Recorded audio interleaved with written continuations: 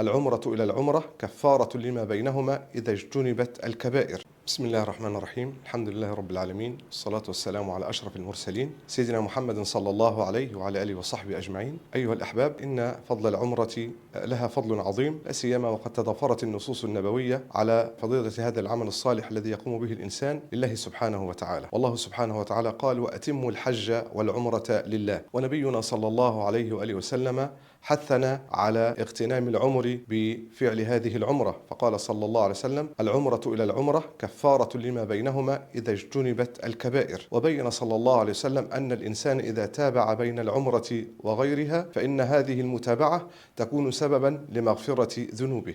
يقول عليه الصلاة والسلام: تابعوا بين الحج والعمرة فإنهما ينفيان الفقر كما ينفي الكير خبث الحديد والذهب والفضة. ولذلك كان هذا الحاج والمعتمر وفد الله عز وجل، وحق على الله سبحانه وتعالى تفضلا منه عز وجل أن يكرم من أتى بيته. يقول صلى الله عليه وسلم: الحجاج والعمار وفد الله، دعوه فأجابهم وسألوه فأعطاهم سبحانه جل في علاه. لذا نجد أن نبينا عليه الصلاة والسلام لما رأى امرأة تركب دابة لها، وهذه المرأة ما خرجت معه عليه الصلاة والسلام، إنما كانت تعمل على هذا الناضح، على هذه الدابة التي كانت تعمل عليها، فقال لها النبي عليه الصلاة والسلام: يا أم سنان، ما منعك أن تعتمري معنا؟ فقال لها عليه الصلاة والسلام هذا القول، ثم قالت: يا رسول الله، هذا ناضحي، هذه الدابة لي وليس لنا أحد يعمل عليها. فقال لها عليه الصلاة والسلام: أما علمت أن عمرة في رمضان تعدل حجة معه عليه الصلاة والسلام؟ فالعمرة مع رسول الله صلى الله عليه وسلم أو العمرة